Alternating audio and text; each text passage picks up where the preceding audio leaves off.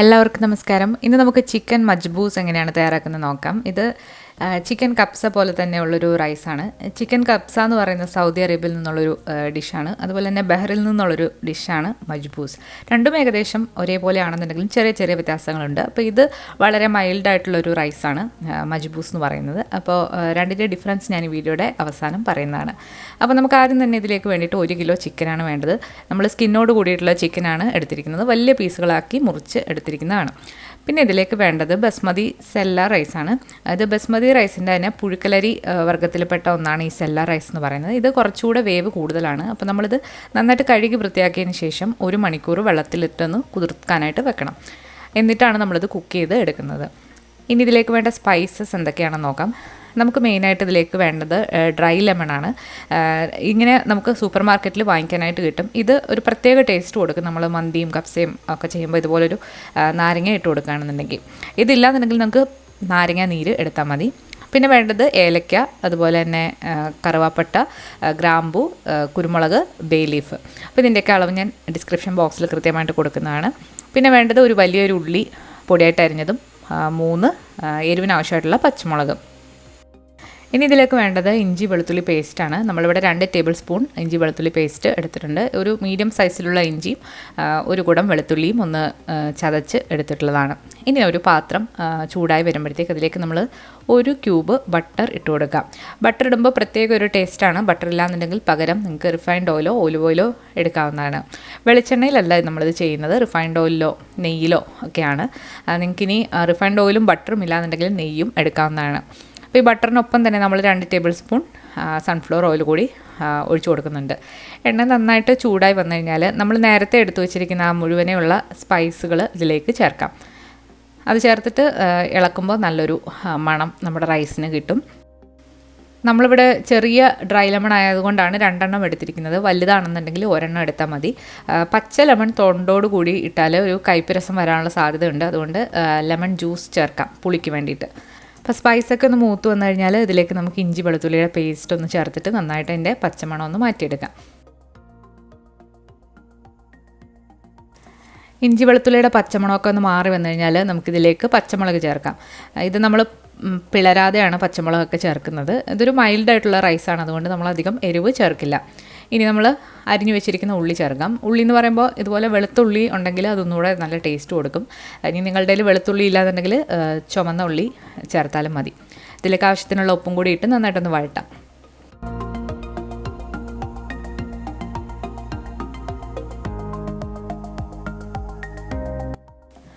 ഉള്ളിയൊക്കെ നന്നായിട്ടൊന്ന് വഴണ്ട് വന്നു കഴിഞ്ഞാൽ ഇതിലേക്ക് നമ്മൾ 1 ടീസ്പൂൺ ഗരം മസാലയാണ് ചേർക്കുന്നത്. വീട്ടിൽ തന്നെ പൊടിച്ച ഗരം മസാലയാണ്. ഇതിൻ്റെ ലിങ്ക് ഞാൻ ഡിസ്ക്രിപ്ഷൻ ബോക്സിൽ കൊടുക്കാം.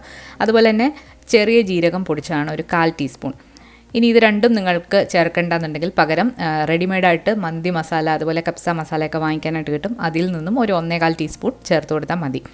ഇനി നമ്മളിതിലേക്ക് കുറച്ച് കുരുമുളക് പൊടിയാണ് ചേർക്കുന്നത്. വൈറ്റ് പെപ്പർ പൗഡറാണ്. നമ്മളിതിൽ കുരുമുളക് മുഴുവനുള്ള ഗരം മസാലയുടെ കൂടെ ഇട്ടിട്ടുണ്ട് എങ്കിൽ കൂടി ചെറിയൊരു ഫ്ലേവറിന് വേണ്ടിയിട്ട് നമ്മൾ കുറച്ച് കുരുമുളക് പൊടി വൈറ്റ് പെപ്പർ പൗഡറാണ് ഞാൻ ചേർത്തിരിക്കുന്നത്. ബ്ലാക്ക് പെപ്പർ നിങ്ങൾക്ക് എടുക്കാവുന്നതാണ്. പിന്നെ നമ്മളിതിലേക്ക് 1 നുള്ള് ഏലക്കപ്പൊടി കൂടി ചേർക്കുന്നുണ്ട്. ആ ഫ്ലേവർ ഒന്നുകൂടെ ഒന്ന് കൂട്ടാൻ വേണ്ടിയിട്ടാണ് നമ്മൾ ഏലക്കപ്പൊടി ചേർക്കുന്നത്. അപ്പോൾ ഇതെല്ലാം കൂടി നന്നായിട്ടൊന്ന് മിക്സാക്കി എടുക്കാം. ഇനി നമ്മളിതിലേക്ക് ഒരു ചിക്കൻ സ്റ്റോക്കിൻ്റെ ഒരു ക്യൂബ് ചേർക്കുന്നുണ്ട്. ഇത് ഓപ്ഷണലാണ്, ഒന്നുകൂടെ നല്ലൊരു ഫ്ലേവർ കിട്ടാൻ വേണ്ടിയിട്ടാണ്. അതുപോലെ നമ്മൾ ഈ ചിക്കൻ സ്റ്റോക്ക് ചേർക്കുമ്പോൾ ഉപ്പ് നോക്കിയിട്ട് ചേർക്കുക. ഒരുപാട് ഉപ്പ് ആദ്യമേ എടുത്തിടരുത്. ചിക്കൻ സ്റ്റോക്കിൽ നല്ല ഉപ്പുണ്ടാകും. അപ്പോൾ ഇതും കൂടെ ഒരുപാട് കൂടിപ്പോകാനുള്ള സാധ്യതയുണ്ട്. അപ്പോൾ അത് നോക്കിയിട്ട് മാത്രം നിങ്ങൾ ഉപ്പ് അഡ്ജസ്റ്റ് ചെയ്യാം. ചിക്കൻ സ്റ്റോക്ക് നമ്മളിവിടെ 1 ചേർത്തിരിക്കുന്നത്. ഇനി ഇതിലേക്ക് കുറച്ച് പാപ്രിക്കയാണ് ചേർക്കുന്നത്. ഇത് ഒട്ടും തന്നെ എരിവില്ലാത്ത പക്ഷെ നല്ലൊരു മണമുള്ളൊരു മുളക് പൊടിയാണ്. ഇത് ചുവന്ന കളറുള്ള ക്യാപ്സിക്കം ഉണക്കി പൊടിച്ചതാണ്. ഇതിങ്ങനെ വാങ്ങിക്കാനായിട്ട് കിട്ടും. ഇനി ഇതില്ലാന്നുണ്ടെങ്കിൽ നിങ്ങൾക്കൊരു പൊടിക്ക് കുറച്ച് കാശ്മീരി ചില്ലി ഇതിലേക്ക് ചേർക്കാവുന്നതാണ്. അത് നിങ്ങളുടെ ഇഷ്ടം. ഈ റൈസ് കുറച്ച് മൈൽഡായിട്ടുള്ള ഒരു റൈസാണ്. അതുകൊണ്ട് ഒരുപാടങ്ങ് സ്പൈസ് വേണ്ട. അപ്പോൾ അതുകൂടെ ചേർത്തിട്ട് നന്നായിട്ടൊന്ന് മൂത്ത് വന്നിട്ടുണ്ട്. ഇനി നമുക്ക് നേരത്തെ കഴുകി വൃത്തിയാക്കി വെച്ചിരിക്കുന്ന ചിക്കൻ്റെ കഷ്ണങ്ങൾ ഇതിലേക്ക് ചേർക്കാം. ഒരുപാട് വലിയ പീസുകളായിട്ടല്ല നമ്മൾ എടുത്തിരിക്കുന്നത്. അപ്പം നമ്മൾ ബിരിയാണിക്കൊക്കെ കട്ട് ചെയ്യുന്ന പോലെയാണ്. അതുപോലെ ലെഗും തൈസും കൂടെ ഒരുമിച്ചിട്ടാണ് നമ്മൾ ചേർക്കുന്നത്. നന്നായിട്ടൊന്ന് മിക്സാക്കി കൊടുക്കാം.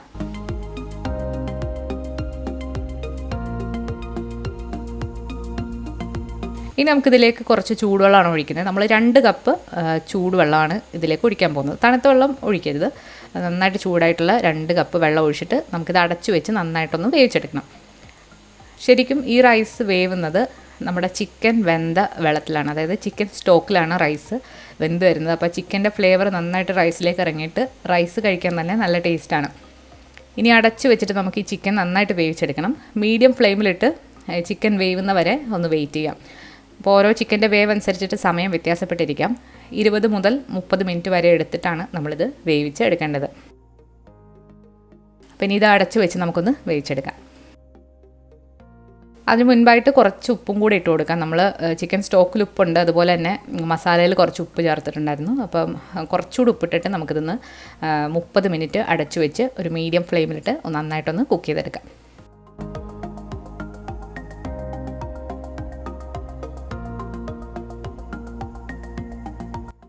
ഇപ്പോൾ ഒരു 30 മിനിറ്റ് കഴിഞ്ഞിട്ടുണ്ട്. നമ്മുടെ ചിക്കനൊക്കെ നന്നായിട്ട് വെന്ത് മുകളിൽ കുറച്ച് എണ്ണ തെളിഞ്ഞിട്ടുണ്ട്. ഈ എണ്ണ നമ്മൾ ഇളക്കുന്നതിന് മുൻപ് തന്നെ മറ്റൊരു പാത്രത്തിലേക്ക് കുറേശ്ശെ കോരിയിട്ട് മാറ്റി വെച്ചാൽ നമുക്ക് അവസാനം റൈസിൻ്റെ മുകളിൽ ഒഴിച്ചു കൊടുക്കാം. അപ്പം ഞാനൊന്ന് ഇളക്കി കൊടുത്തിട്ട് വീണ്ടും ഒന്നുകൂടെ ഒന്ന് മിക്സ് ചെയ്യാണ്. അപ്പോൾ ഇനി ചിക്കനൊക്കെ വെന്ത് വന്നു കഴിഞ്ഞാൽ നമുക്ക് ചിക്കൻ്റെ കഷ്ണങ്ങൾ ഈ ഒരു സ്റ്റോക്കിൽ നിന്ന് മാറ്റിയിട്ട് നമുക്ക് മാറ്റി വെക്കാം. ഇനി ഈ സ്റ്റോക്കിൽ കിടന്നാണ് നമ്മൾ അരി വേവിക്കാനായിട്ട് പോകുന്നത്. അപ്പോൾ ഓരോ പീസുകളും ഇതുപോലെ എടുത്തൊന്ന് മാറ്റാം.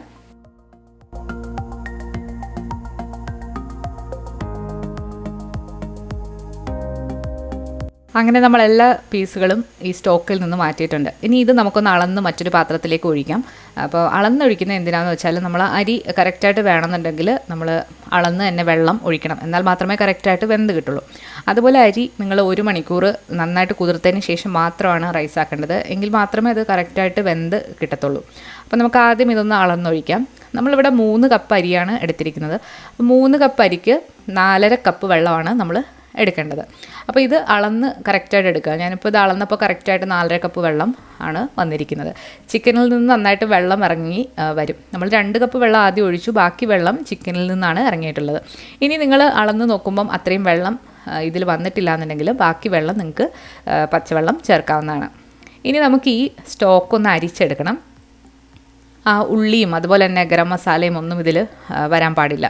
പക്ഷേ നമ്മൾ ഈ പച്ചമുളകും അതുപോലെ തന്നെ ഈ ലെമണും നമ്മൾ സ്റ്റോക്കിലേക്ക് വീണ്ടും തിരികെ ചേർക്കുന്നുണ്ട്. ബാക്കി മസാലകൾ നമ്മൾ നന്നായിട്ടൊന്ന് പ്രസ് ചെയ്തിട്ട് അതിൻ്റെ സ്റ്റോക്കൊന്ന് താഴേക്ക് ഇറക്കുക.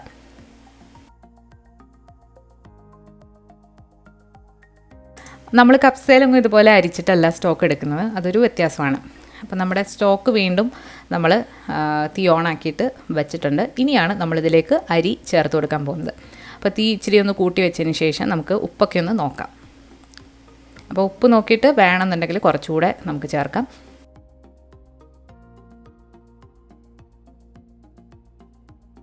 ഇനി തീ ഒരു മീഡിയം ഫ്ലെയിമിലിട്ടിട്ട് നമ്മൾ കഴുകി കുതിർക്കാനായിട്ട് വെച്ചിരിക്കുന്ന അരി നമുക്കിതിലേക്ക് ചേർക്കാം. അപ്പോൾ അരി നമ്മളിവിടെ എടുത്തിരിക്കുന്നത് ഇന്ത്യ ഗേറ്റിൻ്റെ ആണ് സെല്ല റൈസ് എടുത്തിരിക്കുന്നത്. അപ്പോൾ അത് നന്നായിട്ട് കഴുകിയതിന് ശേഷം കഴുകുമ്പോൾ പ്രത്യേകം ശ്രദ്ധിക്കാം, വെള്ളം തെളിഞ്ഞ് വരുന്നവരെ നന്നായിട്ട് കഴുകുക. അല്ലാന്നുണ്ടെങ്കിൽ അതിലൊരു പശ ഉണ്ടാവും. ഒരു 5-6 പ്രാവശ്യം നന്നായിട്ട് കഴുകിയിട്ടാണ് നമ്മൾ കുതിർക്കാനായിട്ട് വെക്കേണ്ടത്. നന്നായിട്ട് മിക്സ് ചെയ്ത് കൊടുക്കാം. എന്നിട്ട് അടച്ചു വെച്ച് നമുക്കിത് വേവിക്കാം. ഒരു 15 മിനിറ്റൊക്കെ ആകും അത് വെന്ത് വരാനായിട്ട്. ആ ഒരു സമയം കൊണ്ട് നമുക്ക് നമ്മൾ വേവിച്ച് വെച്ചിരിക്കുന്ന ചിക്കൻ പീസ് നമുക്ക് ഒന്നുകൂടെ ഒന്ന് ബട്ടറൊക്കെ പുരട്ടിയിട്ട് നമുക്കൊന്ന് ഫ്രൈ ചെയ്തെടുക്കാം. നമ്മളിവിടെ 2 ടേബിൾ സ്പൂൺ ബട്ടർ ഉരുക്കി എടുത്തിട്ടുണ്ട്. അതിലേക്ക് കുറച്ച് പാപ്രിക്ക ഇട്ട് കൊടുക്കുകയാണ്. ആ ചിക്കനിൽ നല്ലൊരു കളറൊക്കെ കിട്ടാൻ വേണ്ടിയിട്ടാണ്. ഇത് ഓപ്ഷണലാണ്, നിങ്ങൾക്ക് വേണമെന്നുണ്ടെങ്കിൽ ചേർത്താൽ മതി. അപ്പോൾ നമുക്ക് ഇത് ഒന്ന് മിക്സ് ചെയ്തിട്ട് നമുക്ക് കുറച്ച് ഗരം മസാലയും കൂടി ഇട്ടിട്ട് ഒന്ന് മിക്സ് ചെയ്തെടുക്കാം. ആ ചിക്കനിൽ നല്ലൊരു രുചി കിട്ടാൻ വേണ്ടിയിട്ടാണ് നമ്മളിങ്ങനെ ചെയ്യുന്നത്. ഇതിലേക്ക് വേണമെന്നുണ്ടെങ്കിൽ ഒരു നുള്ളു ഉപ്പും കൂടെ ചേർക്കാം, ചിക്കൻ്റെ പുറത്ത് ഉപ്പില്ലാന്നുണ്ടെങ്കിൽ. അപ്പോൾ ഇനി ചിക്കൻ്റെ പുറത്ത് ഈ ഒരു മസാല നന്നായിട്ട് കോട്ട് ചെയ്തതിന് ശേഷം നമുക്കൊരു ഫ്രൈ പാനിലോ അല്ലാന്നുണ്ടെങ്കിൽ അവനിൽ വെച്ചിട്ടോ ഇതൊന്ന് ഗ്രില്ല് ചെയ്തെടുക്കാം. അപ്പോൾ ആ സ്കിന്നൊക്കെ ഒന്നുകൂടെ ബ്രൗണായി നമ്മളിവിടെ ഗ്രില്ല് ചെയ്ത് എടുത്തിട്ടുണ്ട്. നമ്മളിത് അവനിൽ വെച്ചിട്ട് 180 ഡിഗ്രിയിൽ ഒരു 20 മിനിറ്റ് ഒന്ന് ബ്രോയിൽ ചെയ്ത് എടുത്തിട്ടുള്ളതാണ്. ഫ്രൈ പാനിൽ നിങ്ങൾക്കിത് ചെയ്തെടുക്കാവുന്നതാണ്. ഇതേ സമയം നമ്മുടെ അരി അവിടെ വെന്ത് വന്നിട്ടുണ്ട്. കുറച്ചുകൂടെയൊക്കെ വെള്ളമുണ്ടെന്നുണ്ടെങ്കിൽ ചെറുതീയിൽ ഒന്ന് അടച്ചു വെച്ചാൽ മതി. കുറച്ച് കഴിയുമ്പോഴത്തേക്ക് നന്നായിട്ടത് കുക്കായി കിട്ടും. ഇതിൽ കുറച്ച് വെള്ളം കൂടെ ഉണ്ട്. നമുക്ക് വീണ്ടും ഇതൊന്ന് അടച്ചു വെച്ച് നമുക്കൊന്ന് വേവിച്ചെടുക്കാം. അപ്പോൾ ഒരു 5 മിനിറ്റ് കൂടെ നമ്മൾ അടച്ചു വെച്ച് നമ്മുടെ അരി ഇവിടെ നന്നായിട്ട് കുക്കായി വന്നിട്ടുണ്ട്. ഇനി നമുക്ക് ഇതിൻ്റെ മുകളിലായിട്ട് നമ്മൾ നേരത്തെ കുറച്ച് ഓയിൽ സ്റ്റോക്കിൻ്റെ മുകളിൽ നിന്ന് മാറ്റി വെച്ചിട്ടുണ്ടായിരുന്നു. ആ ഓയിൽ നമുക്കിതിൻ്റെ മുകളിലായിട്ടൊന്ന് ഒഴിച്ചു കൊടുക്കാം. അതിലേക്ക് വേണമെന്നുണ്ടെങ്കിൽ ഒരു പിഞ്ച് ഓറഞ്ച് ഫുഡ് കളറും ചേർക്കാവുന്നതാണ്, നല്ലൊരു കളറിന് വേണ്ടിയിട്ട്. അപ്പോൾ ഇതുപോലെ ഒഴിച്ചിട്ട് നമുക്കൊന്നുകൂടെ ഒന്ന് അടച്ചു വെക്കാം. അതുപോലെ ഈ റൈസ് സെർവ് ചെയ്യുന്നത് നമ്മൾ മന്തിയൊന്നും സെർവ് ചെയ്യുന്ന പോലെ സ്മോക്ക് ചെയ്തിട്ടൊന്നുമല്ല. അതുപോലെ തന്നെ റൈസ് ആദ്യം സെർവ് ചെയ്യും, അതിന് മുകളിലായിട്ടാണ് ചിക്കൻ്റെ കഷ്ണങ്ങൾ സെർവ് ചെയ്യുന്നത്. നമുക്കിനി ഇതുപോലെ ഒരു വലിയ പാത്രത്തിലേക്ക് റൈസ് ആദ്യം വിളമ്പം, അതിന് മുകളിലായിട്ട് ചിക്കൻ്റെ കഷ്ണങ്ങളും വിളമ്പി കൊടുക്കാം. കപ്സയുടെ റെസിപ്പി നമ്മൾ അപ്ലോഡ് ചെയ്തിട്ടുണ്ട്. കപ്സയിൽ നമ്മൾ ബദാമും അതുപോലെ തന്നെ കിസ്മിസും ഒക്കെ ഫ്രൈ ചെയ്ത് അതിൻ്റെ മുകളിൽ ഇങ്ങനെ ഡെക്കറേറ്റ് ചെയ്യാറുണ്ട്. അപ്പോൾ ഇതിൽ അങ്ങനെയൊന്നുമില്ല, വളരെ പ്ലെയിൻ ആയിട്ടുള്ളൊരു റൈസാണ്. എങ്കിൽ കൂടി റൈസിന് നല്ലൊരു ചിക്കൻ്റെ മസാലയുടെ ഒക്കെ നല്ലൊരു ഫ്ലേവറാണ്.